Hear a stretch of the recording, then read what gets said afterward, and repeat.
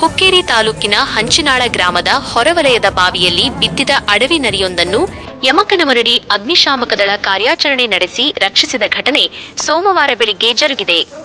ಕಾಡಪ್ಪ ಕಂಚಗಾರಟ್ಟಿ ಎಂಬುವರ ಜಮೀನಿನಲ್ಲಿನ ಬಾವಿಯಲ್ಲಿ ಅಡವಿ ನರಿಯೊಂದು ಬಿದ್ದಿರುವ ಮಾಹಿತಿಯನ್ನು ತಿಳಿದ ತಕ್ಷಣ ಅಗ್ನಿಶಾಮಕ ದಳದ ಠಾಣಾ ಅಧಿಕಾರಿಗಳಾದ ವೈ.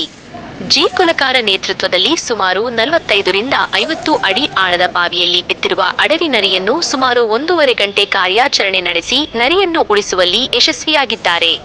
ವರದಿ ಲೋಕೇಶ್ ನಸಲಾಪುರೆ, 85 ನ್ಯೂಸ್ ಬಾಕ್ಸ್, ಕನ್ನಡ, ಹುಕ್ಕೇರಿ.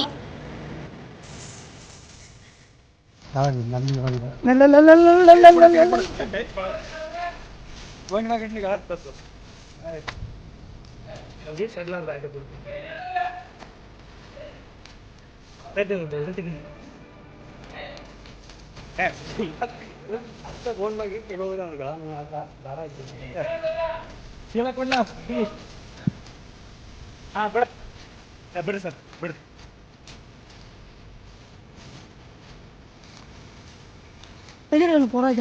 ಬಿಡಿ ನೀವು ಸರಿ. ಮತ್ತೆ